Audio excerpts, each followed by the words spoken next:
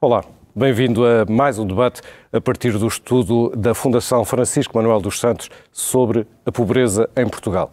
Depois de já termos feito um debate sobre a família, hoje vamos falar do papel da educação. Connosco temos 3 convidados, 2 deles membros da equipa que realizou este estudo sobre a pobreza, um terceiro comentador, se quisermos, para nos ajudar neste debate. São eles Gabriela Trevisan, investigadora da Prochild Collab, Elvira Pereira, professora universitária do ISCSP, e Manuel Sarmento, professor da Universidade do Minho. Olá, bem-vindos aos 3. Vou começar por si, Elvira, por perguntar-lhe, do ponto de vista quantitativo, e eu recordo que este estudo tem uma forte componente quantitativa e uma forte componente qualitativa baseada em entrevistas, o que lhe pergunto é, do ponto de vista da educação, quais são as grandes conclusões que podemos retirar deste estudo? Bom, do ponto de vista da educação, aquilo que este estudo vai evidenciar é uma fortíssima associação entre o nível de escolaridade e a pobreza. E esta associação é uma relação recíproca, o que significa que uma baixa escolaridade é um fator de vulnerabilidade à pobreza, via os resultados do mercado de trabalho, em termos da situação de emprego e desemprego, e via também a questão dos salários. E, por outro lado, temos também uma situação que é evidenciada nas trajetórias destas famílias e destes indivíduos que foram entrevistados, que é basicamente de os contextos familiares de pobreza e de privação influenciarem também fortemente aquilo que são os percursos escolares destes indivíduos. Do ponto de vista dos resultados quantitativos propriamente ditos, aquilo que nós conseguimos perceber, nós trabalhamos com os dados do ICOR, do Inquérito às Condições de Vida e Rendimento, que é um inquérito realizado pelo INE, é uma amostra representativa a nível nacional, e aquilo que nós conseguimos perceber é que a incidência da pobreza, portanto a taxa de pobreza, reduz-se fortemente com o aumento do nível de escolaridade e a distância entre aqueles que têm menos escolaridade e os que têm mais escolaridade é substancial. Portanto, temos níveis de incidência da pobreza que chegam a ser superiores a 45% para quem não tem um nível de escolaridade e baixa para inferior a 5% para quem tem um nível superior. Por outro lado, temos uma população em situação de pobreza onde 75% dos indivíduos entre os 18 e os 64 anos não têm um nível secundário. Portanto, estes resultados demonstram efetivamente que existe esta forte associação e que a escolaridade é um fator muito importante naquilo que depois é o resultado que as pessoas vão obter em termos do mercado de trabalho também, e aí influenciando a pobreza, a situação de pobreza destes indivíduos. Portanto, não há qualquer dúvida, enfim, para quem ainda tivesse dúvidas, mas não há qualquer dúvida sobre a relação direta, mas também recíproca, entre pobreza e escolaridade. Este, aliás, o estudo que nós fizemos vai ao encontro daquilo que têm sido os resultados de outros estudos neste sentido, mas evidencia de uma forma diferente, porque nós optámos por identificar perfis de pobreza e depois realizar, então, entrevistas para dar voz e perceber qual é que é a trajetória destes indivíduos e compreender efetivamente o que é que levou àquela situação em termos de... Esse é, aliás, um dos aspectos mais inovadores deste estudo, não é? Portanto, somar à análise estatística e quantitativa, depois uma bateria de entrevistas que permite também tirar conclusões do ponto de vista qualitativo. Quais são essas principais conclusões que se podem retirar? Sim, retomando naquilo que a Elvira dizia, um dos aspectos muito interessantes deste estudo foi exatamente nós retomarmos esta ideia dos perfis e depois aprofundar a partir desta perspectiva da trajetória, não é? Em que normalmente o que nós fazemos é analisar, num todo coerente, aquilo que são as etapas de vida das pessoas que respondem. Do ponto de vista da escolaridade, e como disse a Elvira, as experiências que nós percebemos que maioritariamente as pessoas em todos os perfis tiveram relações com o sistema educativo que não foram assim tão felizes no sentido do cumprimento desse objetivo de níveis mais elevados de escolaridade, apesar de existirem diferenças entre os perfis. de percebermos que essas realidades também são muito incidentes, porque as realidades anteriores já evidenciavam algumas realidades de pobreza e de baixa escolaridade, não é? Portanto, esta questão geracional. E uma ideia que nos parece muito interessante e que nós também exploramos bastante aqui foi esta lógica do que é que motivou as pessoas a estarem ou não estarem dentro do sistema e a continuarem percursos de escolaridade, não é? E, de facto, aqui nós percebemos que há várias condições que determinam esta ideia das pessoas saírem da escola, de não a terminarem e que nem sequer passam sempre por se ter ou não sucesso, não é? Nós tivemos em várias entrevistas pessoas que gostavam de estar na escola, que gostariam de ter continuado, mas em que determinados eventos do ponto de vista, sobretudo familiar, condicionaram essa possibilidade de continuar e, portanto, precipitaram algumas decisões, nomeadamente de abandono e neste caso, não conclusão. Há muito abandono escolar que não está relacionado com desinteresse em relação à escola, muito pelo contrário. Sim, uma parte está relacionada também com experiências que são difíceis. Nós sabemos que as experiências de muitas destas famílias também chocam muitas vezes com uma cultura escolar que nem sempre se relaciona com a cultura que as famílias trazem para a escola.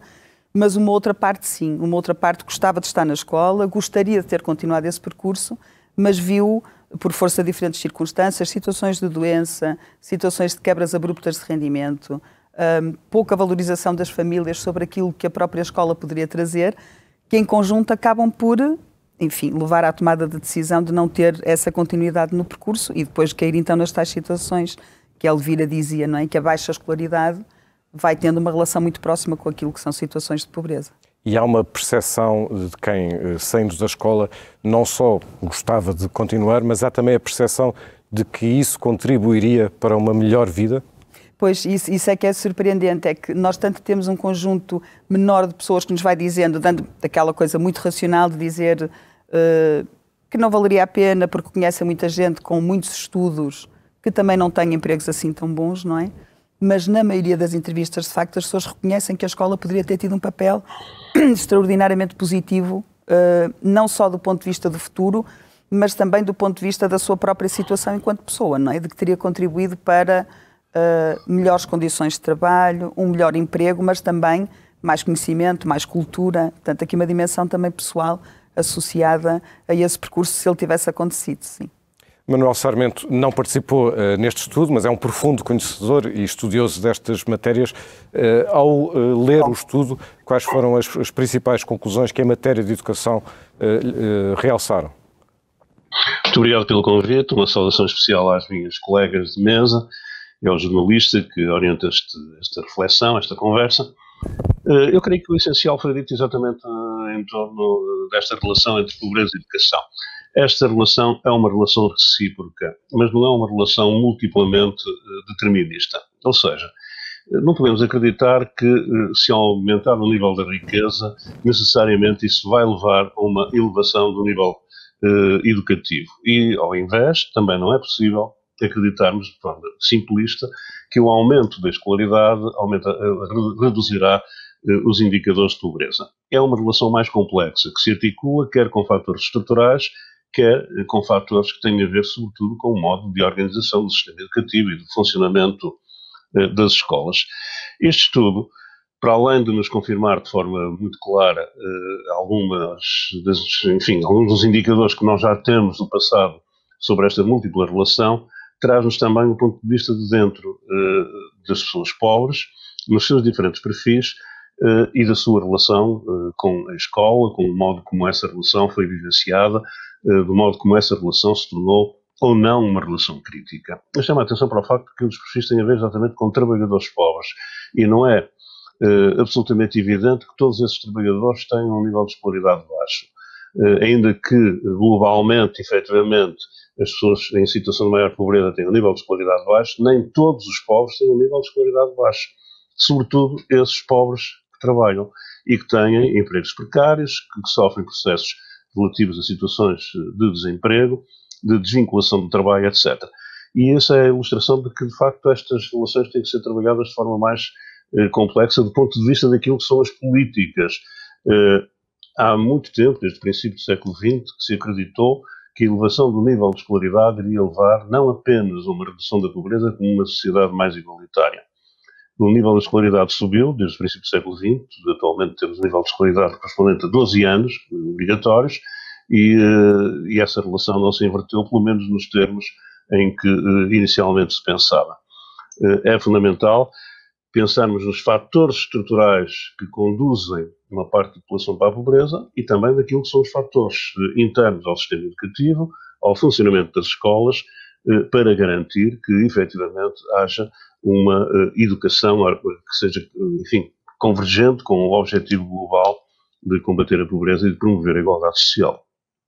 Isso remete precisamente para a questão da escolaridade obrigatória. Então, a escolaridade obrigatória é ou não garante de saída de pobreza? Ou se calhar perguntando de outra forma, pode isso significar que teremos cada vez mais pobres com cada vez mais habilitações literárias?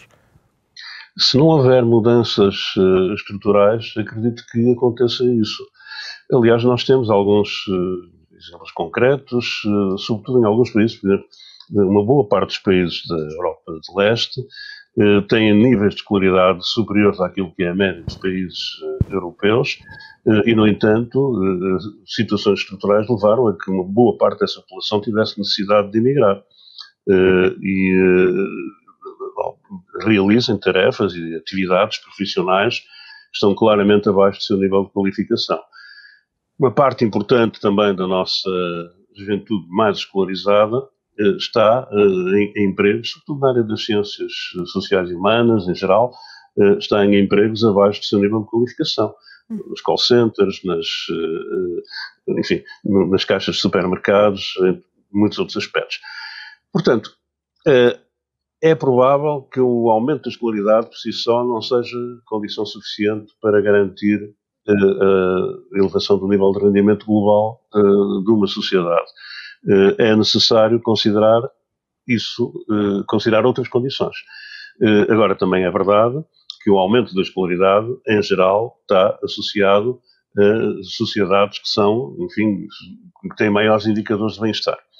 Portanto, diria que é uma condição não suficiente, ainda que uma condição necessária para a promoção do bem-estar social.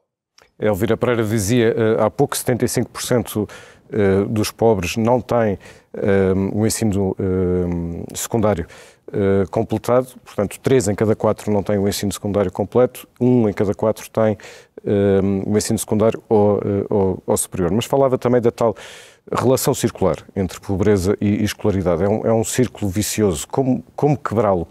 O que é que se pode fazer para quebrar esta espécie de fatalidade? É uma questão bastante difícil, não é? Até por aquilo que já ficou aqui exposto, porque efetivamente nós temos, mesmo que nós consigamos aumentar a escolaridade através, nomeadamente, da escolaridade, da expansão e do alargamento da escolaridade obrigatória e tornar mais igualitárias as oportunidades das pessoas de conseguirem um resultado melhor do ponto de vista do seu rendimento, nomeadamente, a verdade é que se nós continuarmos a ter resultados muito desiguais no mercado de trabalho, do ponto de vista dos rendimentos, e continuarmos a ter salários relativamente baixos, efetivamente uma maior escolaridade não irá conseguir que os indivíduos escapem de uma situação de pobreza, nomeadamente a questão que fica patente dos indivíduos trabalhadores que estão em situação de pobreza, muitas vezes porque têm salários baixos, porque têm filhos e os salários que oferem são efetivamente insuficientes para satisfazer as necessidades de todo o agregado familiar. E, nesse sentido, nós temos efetivamente um percurso muito interessante em Portugal em termos da redução do abandono escolar precoce. Em 2009, nós estávamos 3 vezes acima, a nossa taxa de abandono escolar precoce era 3 vezes acima da média da União Europeia e, neste momento, está ligeiramente abaixo. Houve uma evolução muito substancial. Do ponto de vista do desempenho, por exemplo, essa evolução já não se observou. E a outra questão que também aqui é importante do ponto de vista, também para percebermos que não é suficiente só manter os jovens na escola e prosseguir a escolaridade, é que continuam a existir diferenças naquilo que é o desempenho do ponto de vista dos contextos, ou seja, os contextos socioeconómicos das famílias são muito importantes ou influenciam bastante aquilo que é o desempenho escolar destes estudantes. E, portanto, aí não temos efetivamente uma evolução tão importante e isto é preocupante. E depois a outra questão, que eu acho que é uma questão que é bastante importante e que tem a ver, lá está, com esta circularidade, é que a taxa de pobreza nas crianças, portanto, vamos pensar no grupo etário mais jovem, dos menores de 18 anos, continua extremamente elevada e continua a ser a mais elevada. E foram também as crianças e os menores de 18 anos que viram a sua situação mais agravada na última crise. Em 2013, nós tínhamos uma taxa de pobreza nos menores de 18, que era de cerca de 25%, igual à que nós tínhamos em 2003. E, portanto, se nós temos níveis de pobreza muito elevados nestas crianças e sabemos que depois estes níveis vão influenciar o seu desenvolvimento e os seus percursos, naturalmente que temos uma situação que é preocupante e, portanto, é preciso resolver o problema da pobreza e o problema da pobreza, nomeadamente nas crianças, para nós conseguirmos também ter resultados. E lá está, o contexto familiar também é relevante para a tomada de decisão sobre a saída da escola, sobre o abandono escolar. Portanto, também há razões que têm a ver com o contexto familiar. Sim. Naturalmente, aquilo que foi visto nas trajetórias que são descritas é que, efetivamente, esse contexto familiar é importante. Do ponto de vista do apoio que se consegue ou não ter e dos constrangimentos financeiros que estes indivíduos têm para conseguirem prosseguir os seus estudos. Abandonar a escola para trabalhar, para ajudar a família. Falávamos há pouco dos perfis e deixa-me recordar que este estudo identifica 4 perfis de pobreza. Os desempregados, os trabalhadores com baixos rendimentos e situações familiares complexas, os precários e os idosos. Vamos falar dos idosos. Já não estão naturalmente em idade escolar, mas o que é que podemos aprender ou retirar deste estudo sobre o impacto que a escolaridade teve nas suas vidas? Este perfil dos reformados, que representa basicamente os indivíduos com 65 ou mais anos, viveu a sua infância num contexto histórico muito diferente, onde efetivamente o comum, no fundo a situação comum, era uma escolaridade, um percurso escolar muito curto, e a entrada no mercado de trabalho muito cedo e muito precoce. E naturalmente que isto originou situações de emprego com salários instável, com salários relativamente baixos e que depois se reproduz naturalmente na situação de reforma com pensões também elas baixas. Estamos a falar, portanto, de pessoas que na idade escolar viviam em ditadura, não é? E, portanto, a taxa de analfabetismo em Portugal era muito grande e o acesso à escola, aliás, à escolaridade obrigatória, o número era muito mais baixa. Falamos de outro perfil, Gabriela Trevisan. Os precários são o grupo mais heterogéneo deste estudo. Quase que, apesar dessa heterogeneidade, que conclusões é que nós podemos retirar? Pois, ele é de facto, ele é muito heterogéneo e é muito variável naquilo que são as próprias narrativas que nos vão chegando, não é? E ele é muito heterogéneo, só explicando rapidamente, porque ele também abrange diferentes situações mais difusas, nomeadamente nestas relações que a Elvira falava há pouco também com o próprio mercado de trabalho, mas também pelas idades, não é? Nós temos desde pessoas ainda muito novas que ainda estão, por exemplo, em idade escolar e que estão a frequentar ainda diferentes níveis de ensino, e é também aquele perfil onde nós efetivamente, e há pouco o Manuel Sarmento falava sobre isso, e nós encontramos isso também, é também o perfil onde temos as habilitações mais elevadas, não é? Temos, por exemplo, pela primeira vez neste perfil, pessoas com ensino superior, ainda que o percurso escolar não tenha sido um percurso todo linear. Há saídas e regressos, há entradas e saídas, e há também muitas situações, a Elvira falava há pouco nisso, em que nós temos pessoas ainda novas a estudar, mas que sentem necessidade de complementar esse estudo com ganhar algum dinheiro para compensar o facto de as famílias estarem numa situação de vulnerabilidade que não permite esse tipo de investimento, não é? E, portanto, os próprios estudantes sentirem esta necessidade de completar essa situação. Nos mais velhos deste perfil, curiosamente, o que nós vemos é já um nível de habilitação literária mais baixa, portanto, uma frequência escolar com um tempo mais diminuído, e muito associada a esta ideia de necessidade de obter independência financeira, a falta de apoio, muitas vezes, da família em continuar um percurso que, se nós olharmos para o que é um percurso escolar completo, é um percurso muito longo, não é? Portanto, não é algo que é visível no imediato e, portanto, implica esse investimento também de tempo, de termos visto também estas situações de precariedade dos próprios agregados e de depois vermos alguns que, apesar de já mais velhos, decidem retomar e, portanto, entrar em sistemas de formação profissional ou de educação de adultos que permitissem, no fundo, compensar essa questão. Agora, como já foi dito, e não vale a pena, se calhar, dizermos muito mais,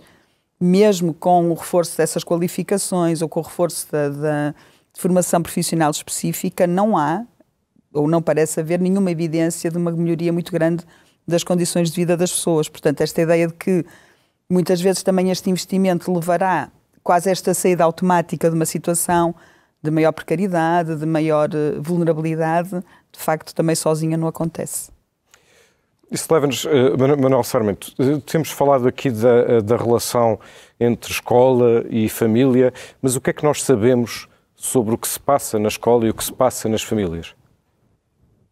Sabemos alguma coisa, mas não sabemos muito. Eu penso que este estudo precisamente pode contribuir, a partir dos depoimentos das pessoas em situação de pobreza, para compreendermos melhor aquilo que é o funcionamento para essas pessoas, ainda que a partir da memória da sua relação passada com a escola e da sua relação com a família no momento em que estavam a estudar.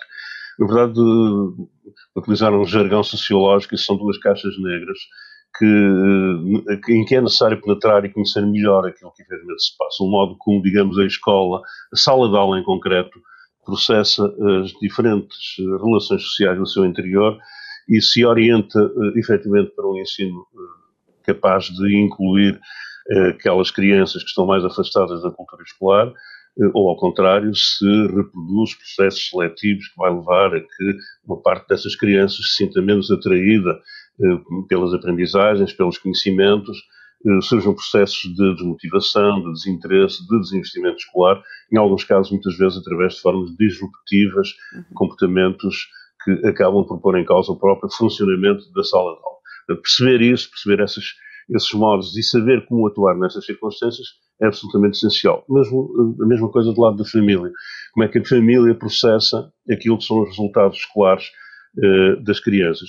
Desde aquilo que já se designou como um investimento temperado de resultado incerto, que caracterizou muito daquilo que foi o processo de alargamento da escolaridade obrigatória a partir do final, no último quartel do século passado, depois sobretudo de 25 de Abril e da alteração da Lei de Base do Sistema Educativo, em que, de uma cultura claramente contra a escola, se deu lugar, uma boa parte da população, sobretudo da população rural, à ideia de que se calhar vale a pena ir à escola, mas vamos ver se ele tem ou não tem, ou ela tem ou não tem cabeça para estudar, até uma situação hoje mais marcada, eventualmente, por uma esperança, ainda em todo caso, também, enfim, associada a algum ceticismo sobre a possibilidade da escola ser o tal elevador social, espaço que permita que a aquisição das habilitações levem o filho ou a filha a adquirirem um desempenho social e profissional capaz de resgatar a família da pobreza.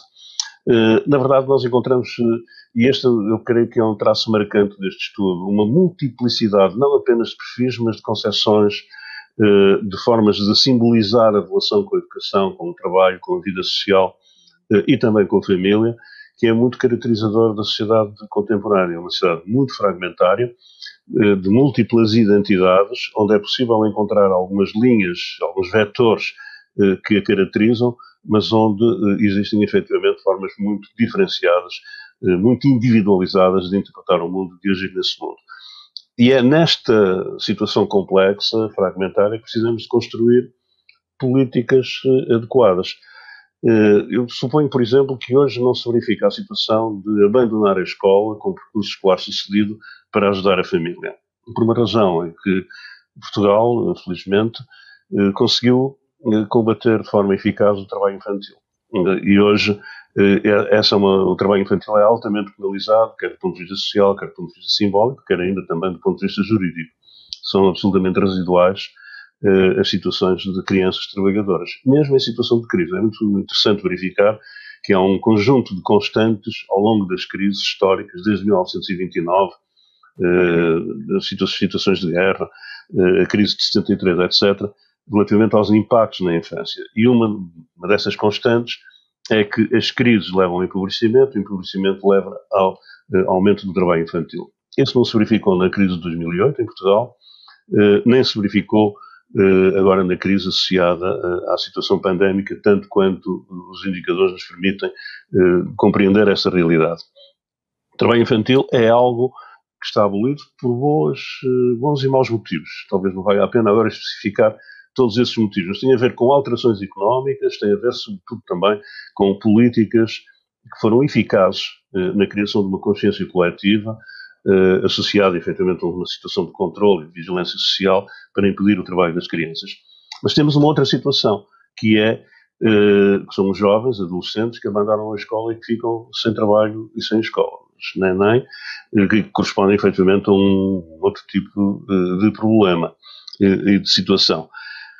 Perceber os processos sociais que levam a esta condição e parece-me extraordinariamente importante. Perceber como isto dentro da família está muitas vezes associado a formas de desvalorização escolar ou então a rupturas que geram essa situação também parece-me extraordinariamente importante. Em síntese, acho que este estudo nos vai ajudar a perceber a realidade da educação, a sua relação com a pobreza, de uma forma que articula efetivamente a maior complexidade também com a pluralidade de contextos, de situações, de respostas e de possibilidades.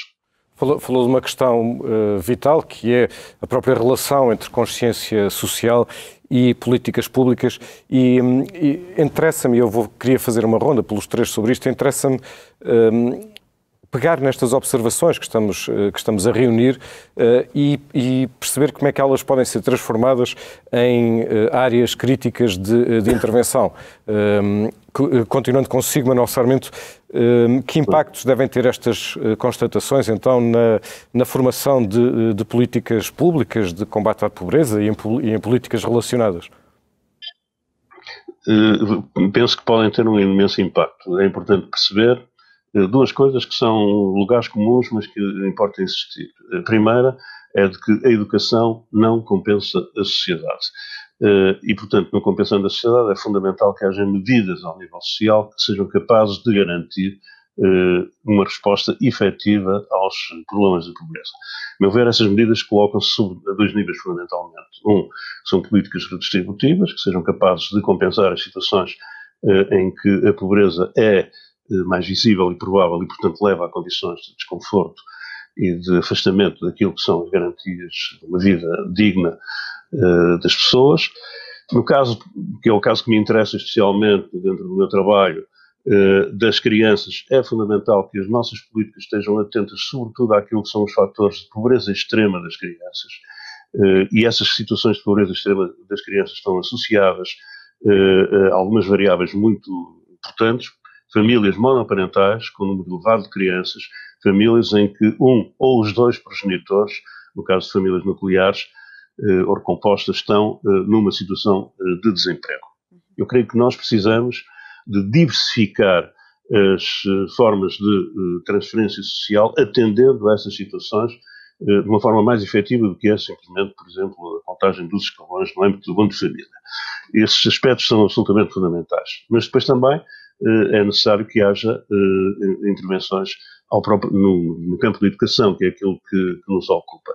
E aí, para além daquilo que têm sido as políticas tradicionais, designadamente no que respeita à criação dos chamados territórios de intervenção prioritária, territórios educativos de intervenção prioritária, dos currículos alternativos, da diversificação das formações de segunda oportunidade, nós necessitamos de incorporar claramente dentro do pensamento pedagógico a ideia de que a escola trabalha com uma diversidade de situações e a resposta a essa diversidade é absolutamente fundamental para garantir que todos possam aproveitar a educação escolar e, portanto, não se criem situações de ruptura. Isto vai muito na linha daquilo que tem sido um esforço que me parece assinalável e que é, digamos, a boa via de um ensino diversificado, atento às diferentes realidades, capaz de se incorporar numa base territorial sem perda daquilo que é o padrão comum de conhecimento. E julgo que esta é outra dimensão absolutamente essencial. Globalmente, eu creio que Portugal precisa de desenvolver o seu pensamento e a sua ação em torno de uma estratégia de luta contra a pobreza, que está neste momento em fase de elaboração, que dê atenção devida efetivamente às crianças e à luta contra a pobreza junto das crianças. Considerando aquilo que me parece relativamente óbvio, é que a pobreza das crianças é sempre um reflexo da pobreza da família das crianças. Portanto, as crianças pobres são crianças filhas de pais pobres, mas a atuação junto das crianças pobres terá que considerar a especificidade delas serem crianças, de frequentarem a escola e de frequentando a escola ser necessário que haja políticas atentas exatamente a essa dimensão e a essas características, políticas capazes de compreender as condições efetivas de bem-estar das crianças pobres. Políticas não apenas estruturais capazes de superar aquilo que são os fatores que levam à pobreza, mas políticas efetivas junto das pessoas concretas e, neste caso, das crianças, para que elas possam viver nas circunstâncias em que vivem de uma forma capaz de as retirar das situações extremas e das condições de desconforto que estão associadas. Gabriela Travisa quer acrescentar, ou seja, como é que transformamos toda esta informação em propostas, em recomendações do ponto de vista de políticas públicas para intervir e melhorar a situação? Sim, pois essas são as questões, são as questões difíceis, mas eu queria só aproveitar aqui duas notas muito rapidamente que foram agora ditas e que são muito importantes pelo Manuel Sarmento também. Esta questão, por exemplo, do trabalho infantil é visível se nós olharmos para os diferentes perfis. E pensarmos no perfil em particular dos reformados, por exemplo, mais velhos, em que a questão do trabalho infantil é por demais evidente na maioria das narrativas, não é? Portanto, aquele trabalho infantil tradicional em que se sai da escola para tarefas agrícolas, para aprender um ofício, bom, não é? Nos outros perfis, o que nós verificamos de facto é mais a necessidade de interromper e depois retomar quando há essa opção de retomar, de facto, por ensino, por via de educação de adultos ou de formação profissional. Portanto, são questões diferentes. Em relação a esta questão e às respostas, sim, eu diria que aqui, para lá desta questão da necessidade de nós termos estratégias comuns globais e que tenham como centro ou como foco as crianças, não é? Portanto, não tanto o problema, mas os sujeitos, não é? E em que nós depois temos todas as dimensões a trabalharem ao mesmo tempo, no fundo, para quer a redução da pobreza das crianças e das famílias, quer o aumento das situações de bem-estar, não é? E aí a escola não faz isso sozinho. Nós podemos ter crianças que até são provenientes de meios com imensas dificuldades e vulnerabilidades e que até são bem-sucedidas na escola, mas que se todas as outras dimensões de vida dessas crianças são dimensões de alta vulnerabilidade ou de alta carência, isso não compensa tudo o resto, não é? Portanto, esta ideia da multidimensionalidade parece muito importante. A outra que me parece importante e que foi também referida pelo Manuel Sarmento e que eu diria que seria uma aposta muito válida neste combate é exatamente esta percepção de que os territórios e as comunidades onde as situações de pobreza acontecem também são distintivas, não é? E aqui eu acho que uma conjugação de níveis mais estruturais, globais, com níveis mais micro, se calhar, nomeadamente ao nível do poder local, para mim faria muito sentido, não é? A grande vantagem que tem aqui, o nós olharmos também numa lógica mais micro de território, é o alto grau de conhecimento que isso permite, não é? E das instituições locais, e não só do próprio poder local, mas de instituições de intervenção comunitária, de projetos como os territórios TAPE e de outros que estão no terreno, terem uma proximidade muito grande com o conhecimento daquilo que são estas famílias e estas crianças. E nós aproveitarmos esse conhecimento para políticas que possam, no fundo, olhar para as diferentes dimensões, desde as questões habitacionais, sociais, educativas, culturais, que informam a infância e as famílias, parecia-me uma aposta, ou assegurar mais essas apostas também poderia ser interessante, juntamente com as estratégias mais globais. Antes de passar a Elvira Pereira sobre esta questão, deixe-me já aprofundar essa que tem a ver com os poderes locais. Está a realçar o papel e a relevância que os poderes locais podem e devem ter. Nós já temos casos, não é? Já temos muitos casos em que podemos observar precisamente de que forma é que os poderes locais podem ter uma intervenção direta e eficaz no combate à pobreza do ponto de vista de educação. O que é que aprendemos com esses bons casos e que possa e deva ser recomendado a outros? Aquilo que nós temos visto, por exemplo, a última experiência que tivemos foi esta experiência de pandemia, não é? Que exigiu, no fundo, um conhecimento de toda a gente, não só do poder local, mas muito rápido sobre uma situação que era nova, e o que nós vimos, na maioria das circunstâncias, foi que quem atuou primeiro nesta tal proximidade com os sujeitos que vivem em situação de pobreza, como dizia o Manuel Sarmento, foi exatamente o poder local. Portanto, aquele que está assediado no território foi o primeiro a acudir a um conjunto de situações que nós sabemos, quer fossem mais emergenciais, de alimentação, do que quer que fosse, quer desta relação de vai-vem entre a escola e a transição de uma escola que deixa de ser física e passa a estar em casa, de garantir que as crianças tivessem acesso aos trabalhos que os professores enviavam quando as crianças ainda não tinham os meios tecnológicos, porque no início sabemos que eles não chegaram a todas, pelo menos no primeiro confinamento. Portanto, o poder local tem esta vantagem de mobilizar uma rede enorme de instituições e de pessoas que tenham um conhecimento muito próximo e que sabem quem são as pessoas e a situação em que elas se encontram. E, portanto, as respostas aqui acabam por ser mais imediatas e muitas vezes mais próximas daquilo que as pessoas necessitam. Antecipando até problemas, não é? Antecipando problemas e respondendo àquilo que dizia há pouco o Manuel Sarmento, não é? Que é esta ideia de que mesmo quando nós temos uma política ou uma estratégia nacional, ela deve atender àquilo que são as realidades específicas dos sujeitos. E aqui o nível micro é sempre um nível que permite maior conhecimento, sim. Elvira Pereira, volto então à questão de que estávamos a falar sobre como transformar este conhecimento todo que existe, estas observações, em recomendações de política pública, em identificação de ações críticas e concretas de intervenção. Desde logo,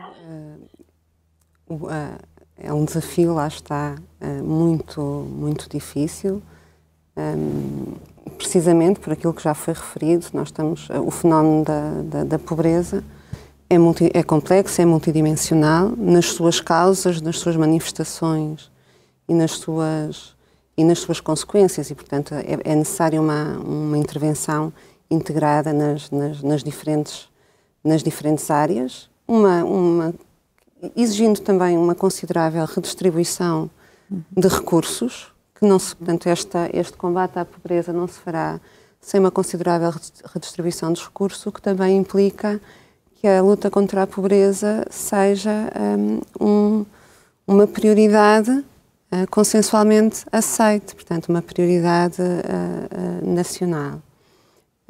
Do ponto de vista mais concreto, acho que continua a ser importante nós olharmos, em particular, eu disse há pouco que a taxa de abandono escolar precoce reduziu-se substancialmente, mas nós continuamos a ter 9%, e, portanto, nós temos que olhar para estas 9% de indivíduos entre os 18 e os 24 anos que abandonam precocemente a escola, e nós temos que olhar para estes, naturalmente para estes indivíduos, e perceber as razões e agir também aqui, dando condições. E aquilo que é muito importante é dar condições, efetivamente, que as pessoas possam prosseguir os estudos, se assim o quiserem, mobilizando, no fundo, os recursos que sejam necessários e tornando também as oportunidades mais iguais. Porque o que acontece atualmente é que nós temos uma parte da população que pode contar com o apoio dos pais e das mães, em contextos familiares, para prosseguir os seus estudos. Nós sabemos que hoje a autonomização financeira é feita mais tarde, e depois temos um conjunto ainda importante de indivíduos que não têm esse suporte familiar e que, portanto, veem limitadas as suas oportunidades de prosseguir os estudos. E isto é muito visível também naquilo que são as diferenças nas expectativas, por exemplo, de concluir o ensino superior entre os indivíduos que têm contextos familiares mais favoráveis e os indivíduos que têm contextos familiares mais desfavoráveis. E estamos a falar de metade. Portanto, as expectativas em termos percentuais, enquanto que praticamente todos os indivíduos que têm contextos familiares mais favoráveis têm a expectativa de concluir o ensino superior, essa percentagem reduz para metade nos indivíduos com contextos familiares mais desfavoráveis. E tornar estas oportunidades de prosseguir, por exemplo, os estudos mais igualitárias é fundamental. A outra questão que se pode colocar aqui, e tendo em conta, novamente, o impacto que o próprio nível de escolaridade dos pais e das mães tem no desenvolvimento das crianças, é também apostar na educação e formação de adultos. E aqui, novamente, nós encontramos aquilo que nós chamamos um acumular de desvantagens, porque quando nós olhamos para aquilo que é a participação na educação e formação de adultos, nós vemos que são os indivíduos que têm mais escolaridade que também tendem a participar mais na aprendizagem ao longo da vida. É possível quebrar essa rigidez de acesso por quem tem menos habilitações à formação? Olhando para aquilo que são os obstáculos, eu acho que o nosso estudo também ilustra muito bem aquilo que são os obstáculos e tem a ver, naturalmente, com constrangimentos financeiros, com constrangimentos de tempo. Há dois recursos que são fundamentais, é o dinheiro e é o tempo. E, portanto, se as pessoas não têm recursos financeiros para prosseguir os estudos, não têm disponibilidade de tempo, por causa das responsabilidades familiares, porque também trabalham, temos efetivamente uma situação que limita muito também aqui as oportunidades que estes indivíduos têm de poder melhorar as suas... Gabriela, esta questão, quer dizer, já estamos a falar de adultos que têm vidas estabelecidas, mas que têm ou não a possibilidade de formação profissional. Como é que essa possibilidade é vista pelos entrevistados? Pois, ela é vista de modos diferentes, não é? Nos diferentes perfis, mas sempre naqueles que talvez seja há um exemplo muito interessante, ou por exemplo, quando nós analisamos o perfil dos desempregados, porque vão dar estas questões que a Elvira dizia agora, não é? Portanto, estamos a falar de pessoas que tiveram percursos de escolaridade novamente que foram interrompidos por diferentes razões, muitas delas que foram já apontadas aqui, mas que em idade adulta um ou outro decide entrar novamente, por exemplo, nos processos de reconhecimento e validação de competências, mas em que outros exatamente têm esta ideia da desmotivação de continuar por esta dificuldade de conjugação daquilo que é uma vida que já tem responsabilidades familiares e parentais, que tem uma vida de trabalho em que é muito difícil conciliar-se o estudar ou fazer formação com isto, não é? Mas, por outro lado, também temos as outras situações em que a formação aparece ligada àquilo que são lógicas de política social, nomeadamente subsídios de desemprego, o RSI, não é? E aqui, por exemplo, no perfil dos desempregados isso foi muito evidente, a maioria das pessoas entra em formação profissional por esta via, e, portanto, ela é uma via que tem um caráter de obrigatoriedade para as pessoas, portanto, não é escolhida pelas pessoas. O tipo de formação ou oferta também não é muitas vezes reconhecida pelos sujeitos como aquela que lhes interessaria mais, não é? Mas que eles acabam por frequentar muitas vezes porque estão exatamente ligados a essa lógica de política, não é? Depois o que se trata de saber é... É uma espécie de, enfim, de subversão ou de efeito colateral indesejável, se alguma, quiser. Não é? Porque, por outro lado, depois é muito interessante, nós vemos que em algumas entrevistas também temos a referência do que é que estes cursos trouxeram. E pode não ser um ganho evidente dizer eu consegui um melhor emprego ou eu consegui um emprego, mas das pessoas referirem, por exemplo, o facto de terem ganho uma rotina, o facto de conhecerem pessoas distintas, o facto de poderem socializar com pessoas fora do ambiente doméstico, também são aspectos valorizados, mas estes não são aqueles aspectos que depois se transformam, lá está, nas tais possibilidades de sair, não é? E há um outro efeito indireto que se vê nas entrevistas, que tem a ver com a própria autoestima, não é? Sim. Há algumas pessoas, e é muito interessante porque são muitas vezes aquelas pessoas que revelam, quando analisam o seu percurso, que tiveram muita pena de não ter podido continuar. Quando essa oportunidade aparece, para muitas pessoas, tem muito que ver com oportunidades de adquirirem conhecimento, de melhorarem competências que até ali não eram assim tão desenvolvidas e que agora são mais, e em que isso contribui de facto para uma visão de si próprio muito mais positiva do que aquela que tinham antes de entrarem em alguns destes percursos. Sim.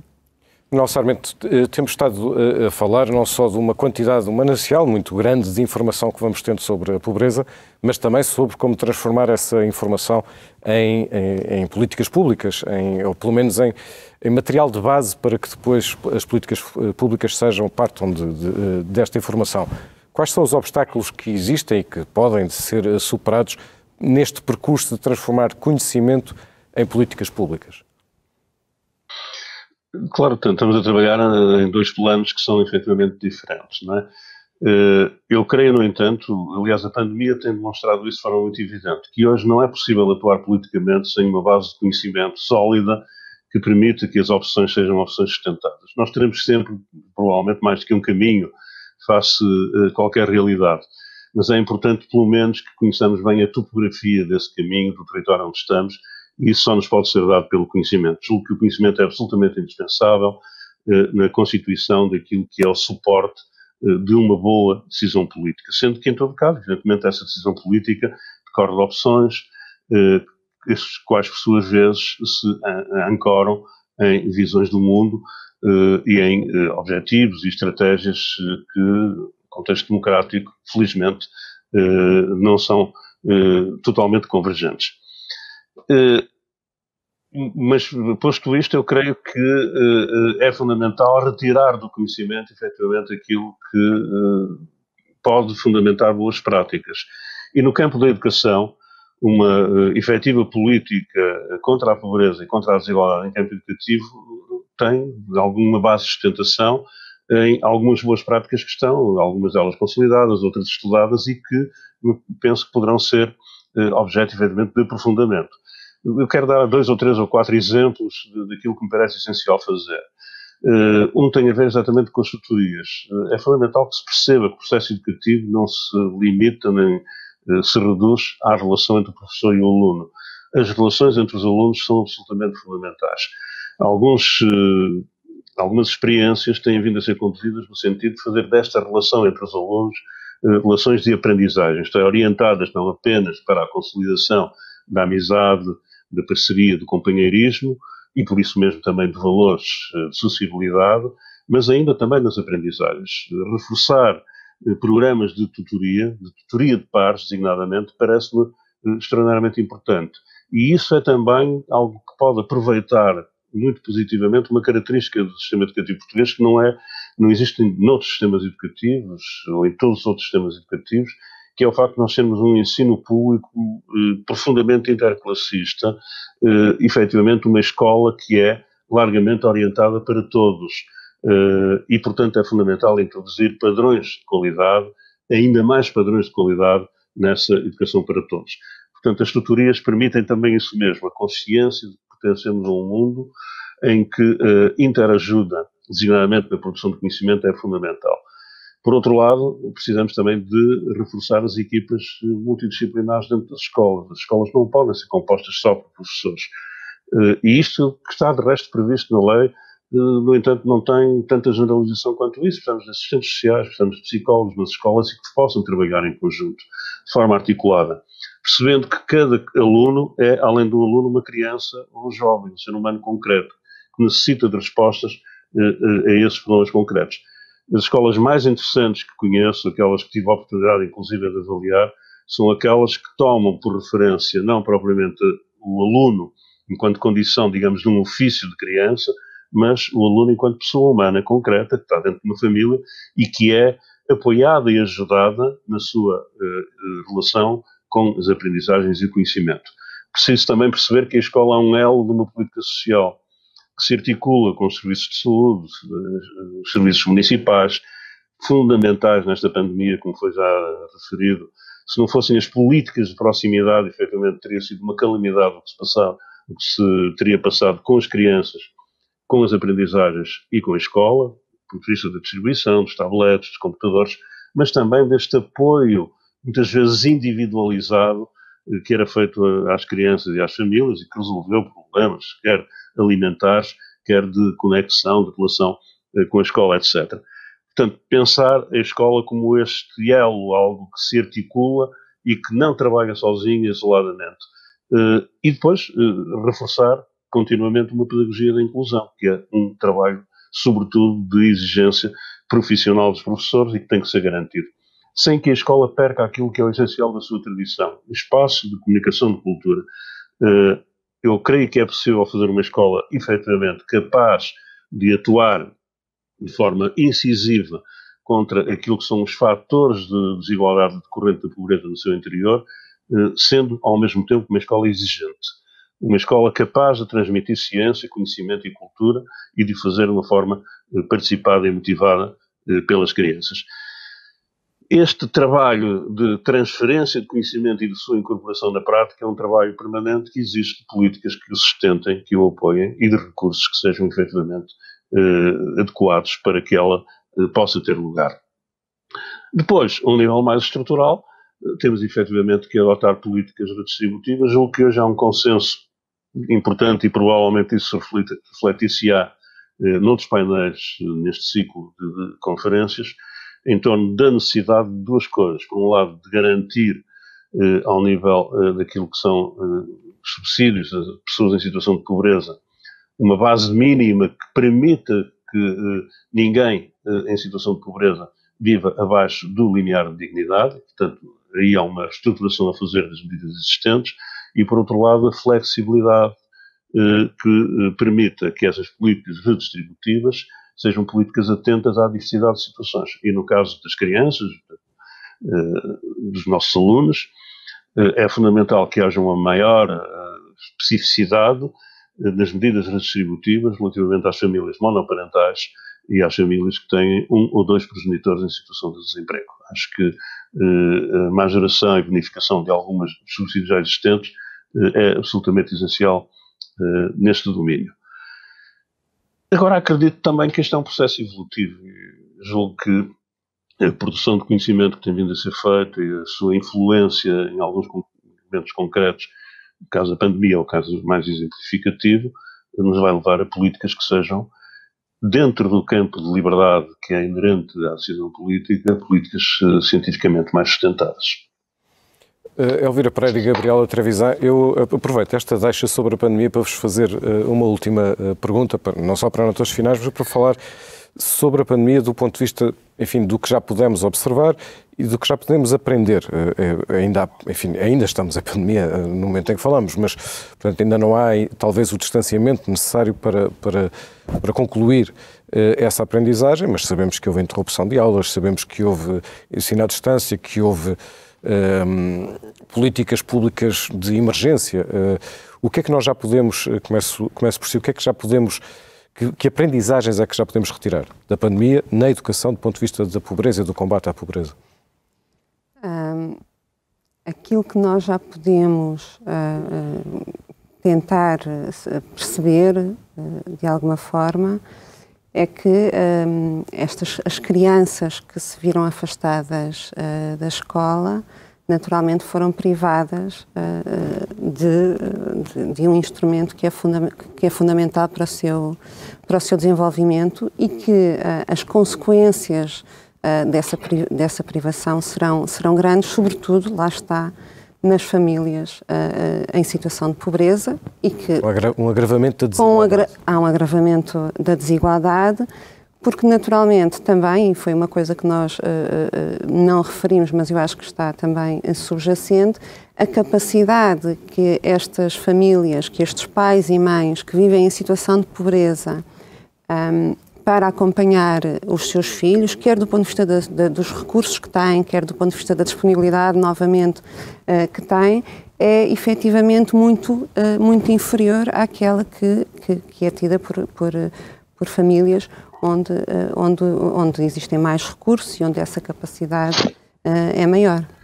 Gabriela, a mesma pergunta para terminar, pedindo-lhe alguma síntese. Sim. Eu queria só reforçar este aspecto que a Elvira disse. Acho que nós assistimos durante o início da pandemia quase que a um acordar de se perceber que havia imensas desigualdades sociais e económicas nas famílias a partir da escola, não é? Nós temos algum receio que elas venham a agravar-se, exatamente, aliás, no pós-fácil nós fomos também traçando isso a partir de perfis, não é? Quando nós falamos de pessoas com situações, adultos, não é? Precárias já de si, antes da pandemia e com crianças a cargo, que fará quando estes efeitos da pandemia se começarem a sentir. Alguns já se sentem, outros sentir-se-ão daqui a algum tempo, não é?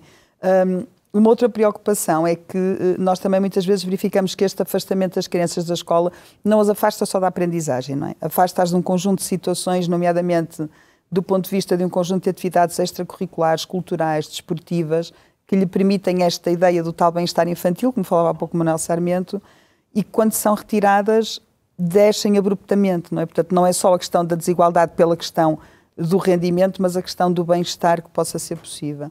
E, claro, acho que uma terceira preocupação que todos temos é o modo como as famílias conseguirem responder àquilo que vão ser os choques a partir desta situação vai ter impactos diretos e indiretos nas crianças, não é? Portanto, nós vamos ter que estar muito atentos para perceber quais são esses impactos e de que modo é que nós vamos poder responder para os minimizar ou para os atenuar a partir do conhecimento que já temos de que eles vão acontecer, não é? Portanto, um pouco de antecipação neste caso seria também bem-vinda para conseguirmos garantir que esses impactos sejam menores.